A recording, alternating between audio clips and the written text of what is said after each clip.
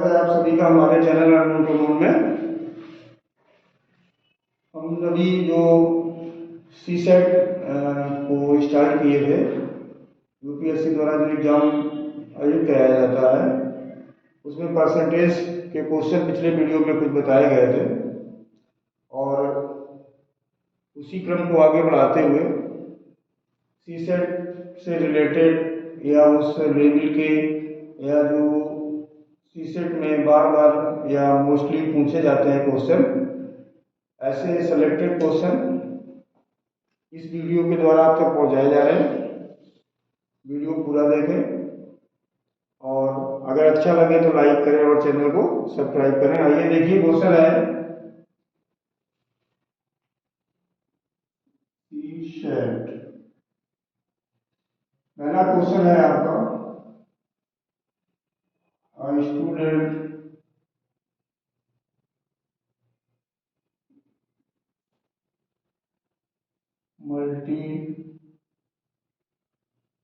multiplied a number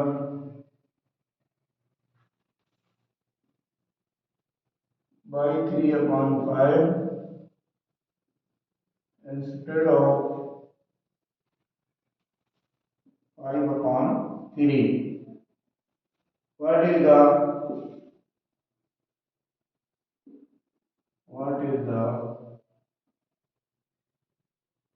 percentage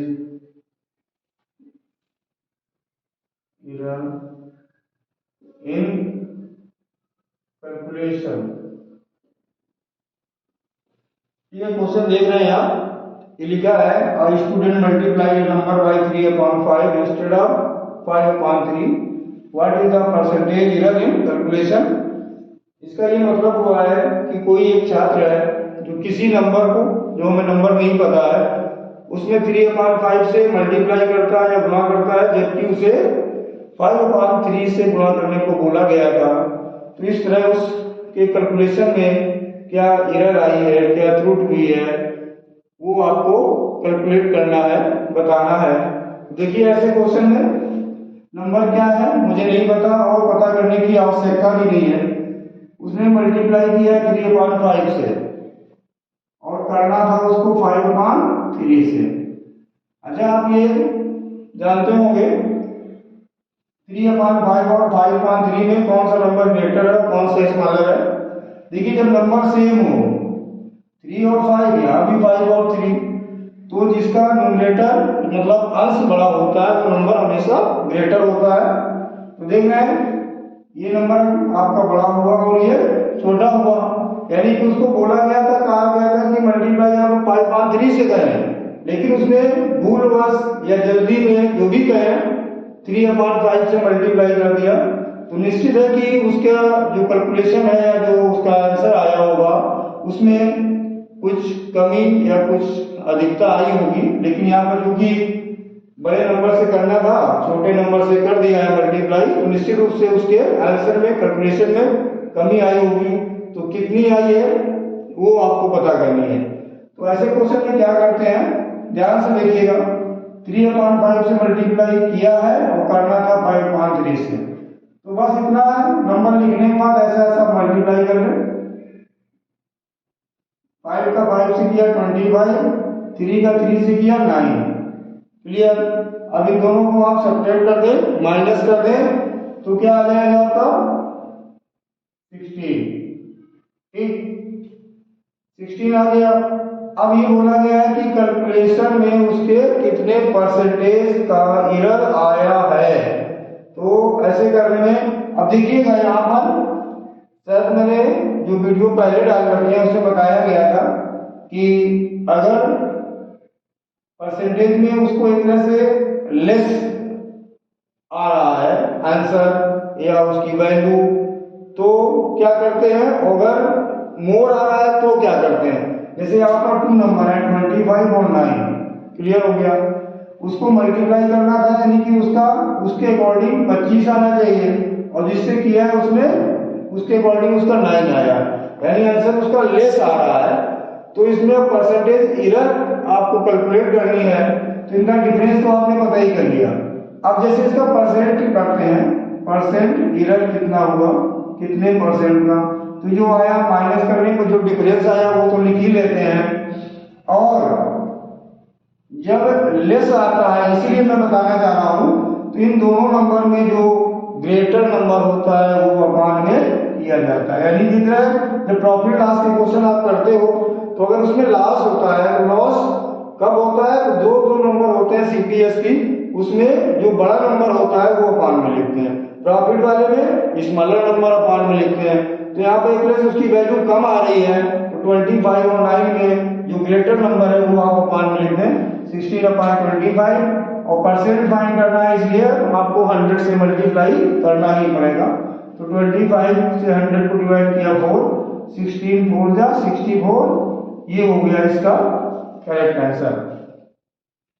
ऐसे question में कुछ भी आपको लेट करने की जरूरत नहीं है, ना 100 ना x, कुछ भी नहीं, सिर्फ आपको क्या करना है 3/5 5/3 और क्रॉस मल्टीप्लाई करना है। बस ये चेक कर लेना है कि उसने मल्टीप्लाई जो किया है तो उसका आंसर पहले से जो रियल आना चाहिए उससे कंपैरिजन करके देख लें कि कम आ रहा है, आएगा या अधिक आएगा। अगर कम आ रहा है तो जो दो नंबर आ रहे हैं क्रॉस मल्टीप्लाई करने में उसको अपान में ग्रेटर नंबर लिखेंगे, और अगर स्मॉलर मतलब मोर आ रहा है उसका तो स्मॉलर नंबर लिखेंगे। इस तरह से आपका बड़ी आसानी से आंसर आ जाएगा। ठीक है, अब देखते हैं क्वेश्चन नंबर सेकेंड। अगर जैसे इन an election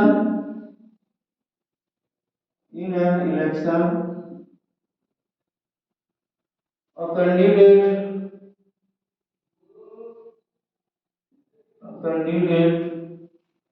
who get 84% of the votes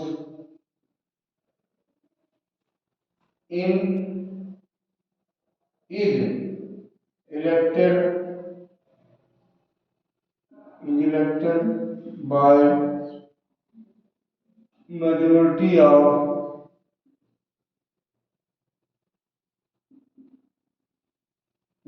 by majority of 476. What is the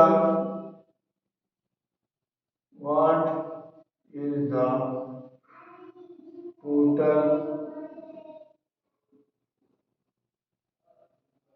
number of votes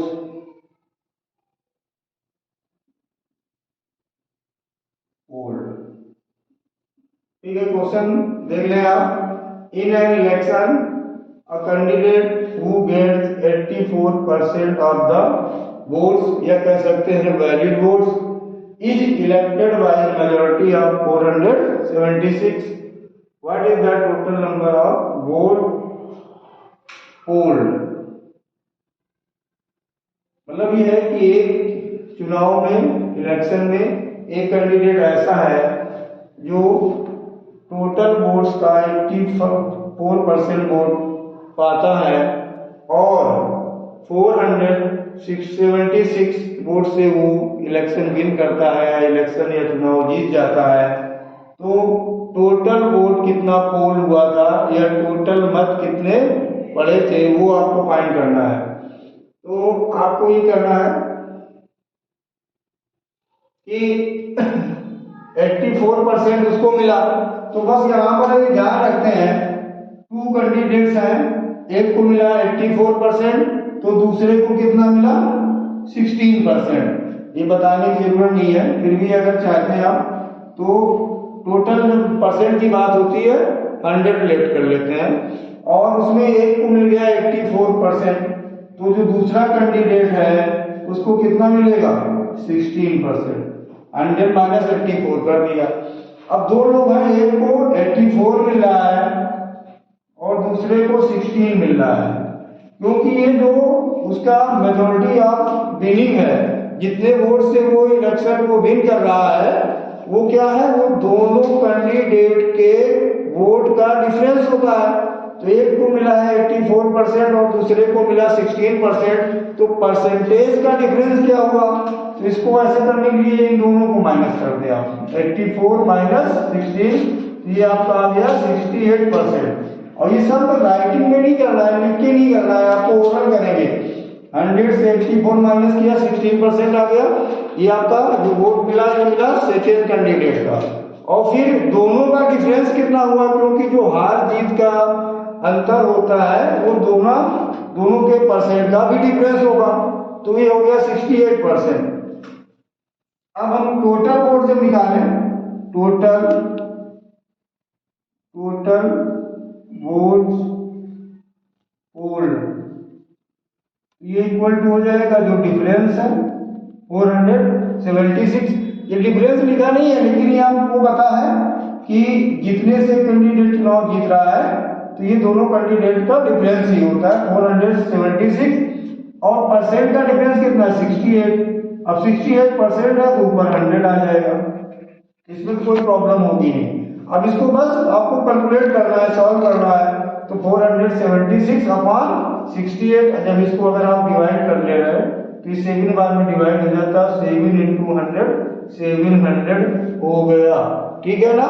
तो ये बड़ा आसान सा था, ऐसे इसको आप सॉल्व कर सकते हैं।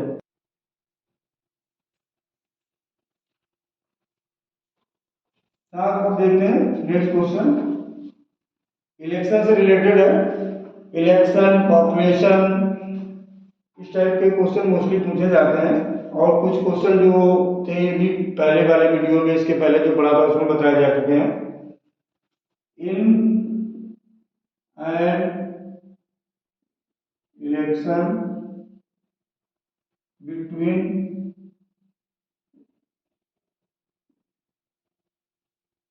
two candidates,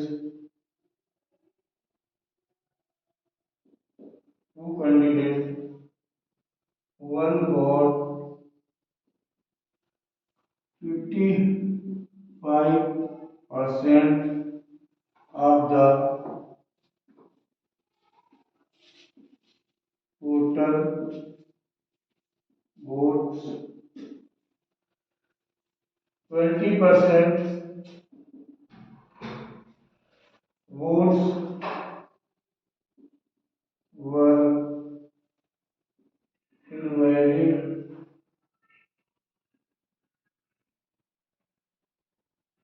if the total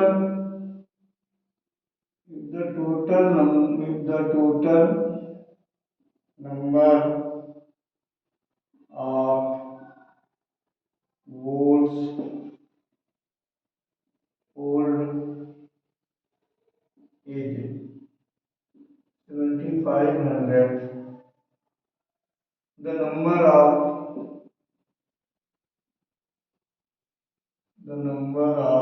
7500, the number of votes the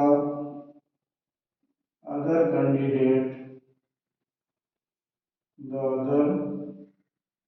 candidate got was।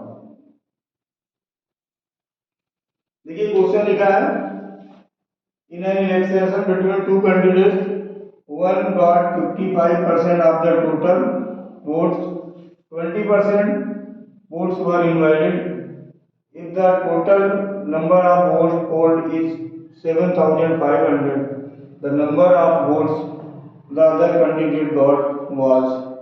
ये बताना है कि एक चुनाव में, एक इलेक्शन में दो कैंडिडेट थे, दो कैंडिडेट के बीच में एक चुनाव कराया गया, जिसमें से एक कैंडिडेट को 55% वोट मिला, टोटल जितना वोट पोल हुआ है, लेकिन उसमें से जितना वोट पोल हुआ था उसमें 20% वोट इनवैलिड हो गया। इनवैलिड हो जाता है, उसको काउंट नहीं किया जाता है किसी के भी फेवर में, ना फर्स्ट कैंडिडेट ना सेकंड होगा, और तो किसी में वो काउंटेबल नहीं होता है। If the total number of vote polled is 7500, अगर कुल 7500 यानी कि 7500 वोट पड़ा, तो दूसरे कैंडिडेट को कितना वोट प्राप्त हुआ ये आपको बताना है। तो देखिए पहले क्या करें, सीधा सा है कि 20% जो है ये बोर्ड इनवैलिड हो गया। सबसे पहले तो इसको हम टोटल से निकाल देते हैं। अब इसको पता करने का एक ही तरीका होता है, जो टोटल बोर्ड है उसका 20% निकालें, और जब ये आ जाए तो इसको हम टोटल में माइनस करें। तो ये ना करके आप ऐसे कर सकते हैं कि हमारा वैलिड बोर्ड कितना रहा। टोटल बोर्ड तो पड़ा है 7500, लेकिन 20% क्योंकि इनवैलिड हो गया है तो वैलिड बोर्ड कितना है, तो ये 100 में आप 20 माइनस कर दें जो इनवैलिड हुआ है तो कितना हो जाएगा 80%। 80% मतलब 80/100, ये 20 कैंसिल हो गए। तो 75 इंटू जब 80 करेंगे तो ये आ जाएगा 6000। मतलब ये हुआ कि जो बोर्ड गोल्ड हुआ है 7500, उसमें से केवल 6000 वोट वैलिड है और जो बचा 1500 वो इनवैलिड निकल गया। अब इस 6000 में फर्स्ट कैंडिडेट को कितना वोट मिल रहा है 55%। तो अब जब सेकेंड कैंडिडेट है, दो ही कैंडिडेट है, तो एक को अगर 55% वोट मिल रहा है तो दूसरे को कितना मिलेगा 100 माइनस 55। ये लिखने की जरूरत नहीं है, इसको आप 100 माइनस 55 क्या हो गया 45%। तो ये क्या हो गया 45/100। यहाँ पर ये 20 कैंसिल हो गए और 45 इंटू 60 करेंगे, एक जीरो तो लिखा ही है, 45 इंटू 6 270 होता है। तो ये हो गया 2700 वोट हमारे सेकेंड कैंडिडेट को मिले हैं। और अगर ये पूछता है कि फर्स्ट कैंडिडेट को कितना मिला है तो 55% निकाल लेते हैं, या आपने जैसे दूसरे का पता कर लिया तो 6000 से इसको माइनस कर ले। और अगर ये बोले कि इनवैलिड वोट कितना है तो आप डायरेक्ट निकाल लेते हैं, 75 to 100 था उससे 20%, नहीं तो ये 6000 आ गया था, इससे इसको माइनस करने कुछ भी कर सकते हैं। इसके बाद एक आंसर अगर आपने पता कर लिया तो फिर आपके सारे आसानी से निकल आएंगे। ठीक है, देखते हैं question number 4।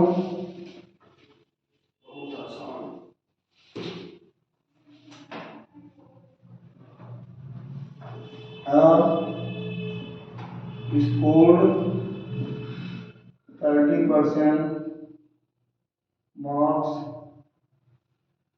in an examination, होगा एग्जामिनेशन में मार्क्स मिलते हैं, कूलिंग नहीं रहे। आई score 30% mark and failed by 15 marks.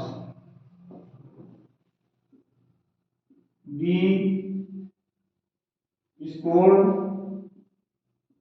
40% marks and he obtained 35 marks more than those required to pass। ठीक है, तो द फाइंड करना है द पासिंग परसेंट इज। ठीक, क्वेश्चन देख पा रहे हो आप। I score 30% marks and failed by 15 marks. B score 40% marks and he obtained 35 marks more than those required to pass the passing percentage। Passing percent पता करना है। अच्छा, इसके अलावा इसमें क्या पता कर सकते हैं कि टोटल मार्क्स पता करने बोल सकते हैं, या पास होने के लिए कितने मार्क्स चाहिए होते हैं इस क्वेश्चन में वो पूछ सकते हैं। और यहाँ पर पूछा गया है कि पासिंग परसेंट क्या निर्धारित है। तो पहले देख लेते हैं, और दोनों चीजें जो भी पूछा जा सकता है उससे रिलेटेड हर चीज इसमें बता देंगे। आपको करना क्या है, जिसे 2% दिए हैं 30% 40%। ठीक, तो जो 30% ला रहा है ये पासिंग मार्क्स से 15 नंबर कम ला रहा है, और जो 40% ला रहा है सीधी सी बात है, उसने ज्यादा नंबर लाए होंगे। और तो वो कंडीशन ये है कि जो पासिंग मार्क्स लाने थे उससे 35 नंबर अधिक ला रहा है। ठीक, ये 15 कम है और ये 35 अधिक है पासिंग मार्क्स से। अच्छा, तो ऐसा क्वेश्चन करते कैसे हैं? जो दोनों परसेंट होते हैं ऑलवेज, कभी कंफ्यूज ना हो जाइए, इन दोनों को हम माइनस करते हैं। तो 40 माइनस 30 अगर हम कर लेंगे तो क्या आ जाएगा? 10%। क्लियर? और ये जो एक फेल हो रहा था और एक पासिंग मार्क्स से ज्यादा ला रहा था, इन नंबर को हमेशा ऐड किया जाता है। क्या हो गया? 50। क्लियर? अब 50 हो गया जो उनके नंबर का डिफरेंस है। एक पासिंग से 15 कम ला रहा था, एक पासिंग से 35 अधिक ला रहा है। वैसे भी समझ सकते हैं, मान लीजिए किसी एग्जाम को पास करने के लिए 100 नंबर की जरूरत है, ये 15 कम ला रहा है यानी 85 ला रहा है, और ये पासिंग मार्क जो 100 है उससे 35 अधिक ला रहा है, तो कितना हो जाएगा? 135। तो 135 और 85 का जब आप डिफरेंस करोगे तो इतना ही आएगा। तो आपको कंफ्यूज नहीं होना, ना कैलकुलेट करना है कि सिर्फ जो नंबर है एक जितने से फेल हो रहा है और एक जितना पासिंग से अधिक ला रहा है उनको ऐड कर देना है। अब इसके बाद क्या जानते हैं, क्या आ जाएगा? टोटल मार्क्स, यानी जो आपका टोटल मार्क्स पेपर कितने का था, अगर ये पूछ देते हैं कभी से टोटल मार्क्स, तो ये क्या हो गया? जो नंबर का डिफरेंस है वो अपान में करेंगे, जो परसेंट का डिफरेंस है नीचे लिखेंगे 10 और परसेंट है तो ऊपर हो गया 100। जीरो कैंसिल हो गया, सीधा सा कैलकुलेशन है, ये हो गया 500। अगर पूछता कि आपकी परीक्षा या पेपर कितने नंबर का था या कितने मार्क्स का, तो हो गया 500। अब ये पूछता है अगर पास होने के लिए कितने नंबर की जरूरत थी कैंडिडेट को, तो अब जैसे दो चीज है 500, एक में 30% लाया है तो ये 30% हो गया, 500 इंटू 30/100। अब इसमें करना क्या है? जितने नंबर से वो फेल हो रहा है उसको यहाँ पर ऐड कर देना है। भाई अगर कोई बच्चा या कोई स्टूडेंट जितने नंबर से फेल हो रहा है अगर उतने ही नंबर उसको और दे दिए जाए तो वो पास हो जाएगा, यानी वो हमें ऐड करना होता है। अब इसको अगर हम सॉल्व करेंगे तो ये हो जाएगा 150 और प्लस 15 इक्वल टू 165 हो गया। यानी कि पेपर जो था वो था 500 मार्क्स का और उससे पास होने के लिए कितने चाहिए थे? 165। ठीक, अभी जब भी नहीं हमने इसी से किया तभी आएगा। अब यहाँ से अगर आप करना चाहें तो भी वही वैल्यू आएगी, 165 आएगा। वो जो इजी लगे उसमें कर सकते हैं, क्योंकि आप देखिएगा तो हो जाएगा 500 इंटू 40%। अब पासिंग मार्क्स जितना ही पासिंग मार्क्स से ज्यादा ला रहा तो माइनस करना पड़ेगा तभी तो पासिंग मार्क्स आएगा। तो ये कैंसिल हो गया। ठीक, तो ये हो गया 200 माइनस 35 इक्वल टू क्या हो गया? 165। ये बता दिया है, ये करने की जरूरत नहीं है आपको, किसी एक से आप पता कर सकते हैं कि कितने मार्क्स उसको पास होने के लिए चाहिए थे। अब बात आती है पासिंग परसेंट की, जो हमें पता करना है। ये तीन चीजें मैंने बता दी। पासिंग परसेंट क्या होगा, तो उसको नंबर चाहिए कितने पास होने के लिए? 165। टोटल हमारा कितना है? 500। परसेंट पता करना है तो मल्टीप्लाई बाई 100। ये दो जीरो आपके कैंसिल हो गए। 5 से 165 को अगर डिवाइड करोगे 33, यही पासिंग परसेंट हो गया। ठीक है ना? ये क्वेश्चन बहुत सारे एग्जाम्स में बहुत बार पूछा जाता है इस टाइप का। ये क्वेश्चन ना समझिएगा, इस टाइप का क्वेश्चन, ये परसेंट आपके डिफरेंस हो सकते हैं, ये दोनों नंबर डिफरेंस हो सकते हैं, लेकिन बहुत अधिक पूछा जाने वाला क्वेश्चन है। तो आप इसको अच्छे से सीख लें। एक 30%, एक 40% आपने ये लिख लिया। क्लियर? ये 15 मार्क्स से फेल हो जा रहा है और ये पासिंग मार्क्स से 35 अधिक ला रहा है। तो क्या करिए, जो परसेंट को हमेशा आपको माइनस करना है और ये जो नंबर है इनको हमेशा प्लस करना है। और बस आपको फिर क्या है, जो ये डिफरेंस है नंबर का 50 और जो परसेंट का डिफरेंस है अपॉन 10 इंटू 100 कर देंगे, टोटल मार्क्स आ जाएगा। फिर आप उससे ये पता कर लेंगे कि पास होने के लिए कितने नंबर की जरूरत है या फिर पासिंग परसेंट क्या है। ठीक है ना? तो ये हो गया आपका क्वेश्चन देखते हैं और एक दो क्वेश्चन जो बहुत इंपॉर्टेंट है।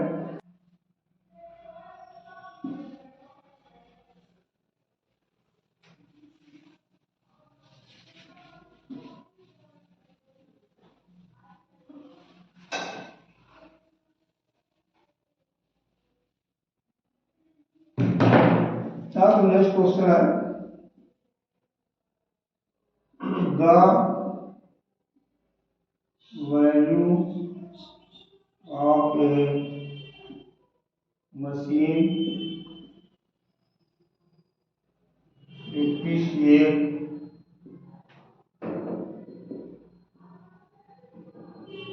depreciate at the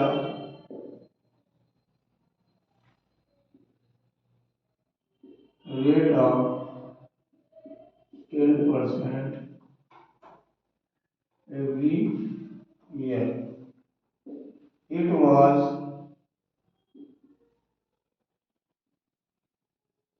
was purchased 3 years ago. If its present value is 87 rupees 8748, the purchased